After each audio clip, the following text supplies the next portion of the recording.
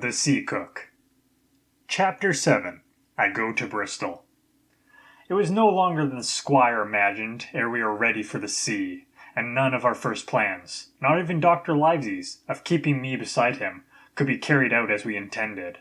The doctor had to go to London for a physician to take charge of his practice. The squire was hard at work at Bristol, and I lived on at the Hall under the charge of old Redruth, the gamekeeper, almost a prisoner, but full of sea dreams and the most charming anticipations of strange islands and adventures. I brooded by the hour together over the map, all the details of which I well remembered. Sitting by the fire in the housekeeper's room, I approached that island in my fancy from every possible direction. I explored every acre of its surface. I climbed 1,000 times to that tall hill they called the Spyglass, and from the top enjoyed the most wonderful and changing prospects. Sometimes the isle was thick with savages, with whom we fought, sometimes full of dangerous animals that hunted us. But in all my fancies, nothing occurred to me so strange and tragic as our actual adventures. So the weeks passed on, till one fine day there came a letter addressed to Dr. Livesey, with this addition, to be opened, in the case of his absence, by Tom Redruth or young Hawkins. Obeying this order, we found, or rather I found, for the gamekeeper was a poor hand at reading anything but print, the following important news. Old Anchor Inn, Bristol, March 1st. Dear Livesey, as I do not know whether you are at the Hall or still in London, I send this in double to both places. The ship is bought and fitted. She lies at anchor ready for sea. You never imagined a sweeter schooner. A child might sail her. 200 tons. Name, Hispaniola. I got her through my old friend, Blandly, who has proved himself throughout the most surprising trump.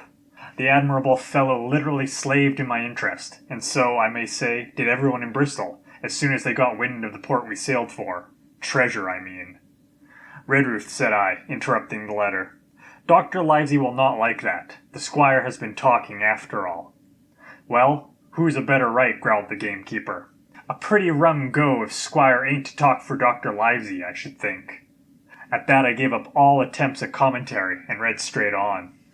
Blandly himself found the Hispaniola, and by the most admirable management got her for the merest trifle. There is a class of men in Bristol monstrously prejudiced against Blandly. They go the length of declaring that this honest creature would do anything for money, that the Hispaniola belonged to him, and that he sold it to me, absurdly high. The most transparent calumnies. None of them dare, however, to deny the merits of the ship. So far there was not a hitch. The work-people, to be sure, riggers and what-not, were most annoyingly slow, but time cured that. It was the crew that troubled me. I wished a round score of men, in case of natives, buccaneers, or the odious French, and I had the worry of the deuce itself to find so much as half a dozen. Still the most remarkable stroke of fortune brought me the very man that I required. I was standing on the dock, when, by the merest accident, I fell in talk with him. I found he was an old sailor, kept a public-house, knew all the seafaring men in Bristol, had lost his health ashore, and wanted a good berth as cook to get to sea again. He had hobbled down there that morning, he said, to get a smell of the salt. I was monstrously touched, so would you have been, and, out of the pure pity, I engaged him on the spot to be ship's cook. Long John Silver he is called, and has lost a leg, but that I regarded as a recommendation, since he lost it in his country's service, under the immortal Hawk. He has no pension, Livesey. Imagine the abominable age we live in. Well, sir, I thought I had only found a cook, but it was a crew I had discovered. Between Silver and myself, we got together in a few days a company of the toughest old salts imaginable. Not pretty to look at, but fellows, by their faces, of the most indomitable spirit. I declare we could fight a frigate. Long John even got rid of 2 out of the 6 or 7 I had already engaged. He showed me in a moment that they were just the sort of freshwater scads we had to fear in an adventure of importance.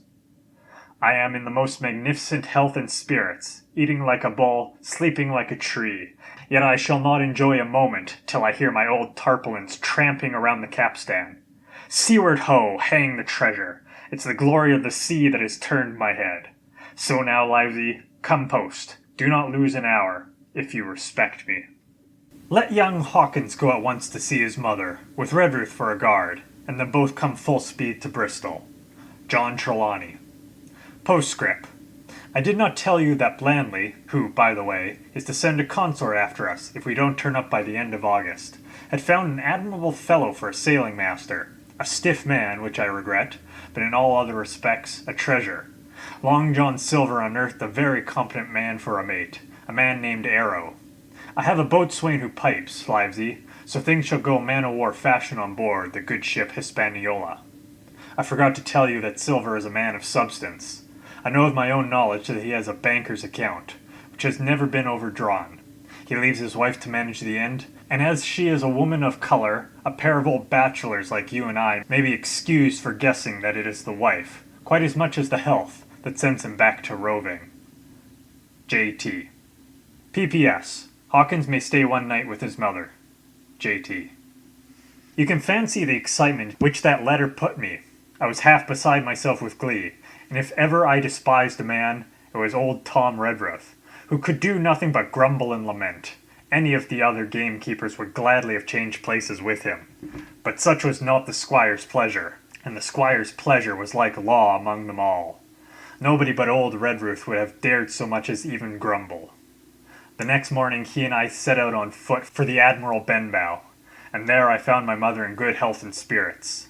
The captain, who had so long been a cause of so much discomfort, was gone where the wicked ceased from troubling. The squire had had everything repaired, and the public rooms and the sign repainted, and had added some furniture, above all a beautiful armchair for mother in the bar. He had found her a boy as an apprentice, so that she should not want help while I was gone. It was on seeing that boy that I understood, for the first time, my situation. I had thought up to that moment of the adventures before me, not at all of the home that I was leaving, and now, at the sight of this clumsy stranger, who was to stay here in my place beside my mother, I had my first attack of tears. I am afraid I led that boy a dog's life, for as he was new to the work, I had 100 opportunities of setting him right and putting him down, and I was not slow to profit by them. The night passed, and the next day after dinner, Redruth and I were afoot again and on the road. I said goodbye to mother, and the cove where I had lived since I was born, and the dear old Admiral Benbow, since he was repainted, no longer quite so dear. One of my last thoughts was of the captain, who had so often strode along the beach with his cocked hat, his saber-cut cheek, and his old brass telescope. Next moment we had turned the corner, and my home was out of sight. The mail picked us up about dusk at the Royal George on the Heath. I was wedged in between Redruth and a stout old gentleman, and in spite of the swift motion and the cold night air, I must have dozed a great deal from the very first, and then slept like a log up hill and down dale through stage after stage. For when I was awakened at last, it was by a punch in the ribs, and I opened my eyes to find that we were standing still before a large building in a city street, and that the day had already broken a long time. "Where are we?" I asked. "Bristol," said Tom. "Get down." Mr. Trelawney had taken up his residence at the inn far down to the docks, to superintend the work upon the schooner. Thither we had now to walk, and our way, to my great delight, lay along the quays and beside the great multitude of ships of all sizes and rigs and nations. In one sailors were singing at their work, in another there were men aloft, high over my head, hanging to threads that seemed no thicker than a spider's. Though I had lived by the shore all my life, I seemed never to have been near the sea till then. The smell of tar and salt was something new. I saw the most wonderful figureheads, that had all been far over the ocean. I saw, besides, many old sailors, with rings in their ears, and whiskers curled in ringlets, and tarry pigtails, and their swaggering, clumsy sea-walk. And if I had seen as many kings or archbishops, I could not have been more delighted. And I was going to sea myself, to sea in a schooner, with a piping boatswain and a pig-tailed singing seaman, to sea, bound for an unknown island, and to seek for buried treasure. While I was still in this delightful dream, we came suddenly in front of a large inn, and met Squire Trelawney, all dressed out like a sea officer, in stout blue cloth, coming out of the door with a smile on his face and a capital imitation of a sailor's walk. "Here you are," he cried, "and the doctor came last night from London. Bravo! The ship's company's complete." "Oh, sir," cried I, "when do we sail?" "Sail," says he, "we sail tomorrow."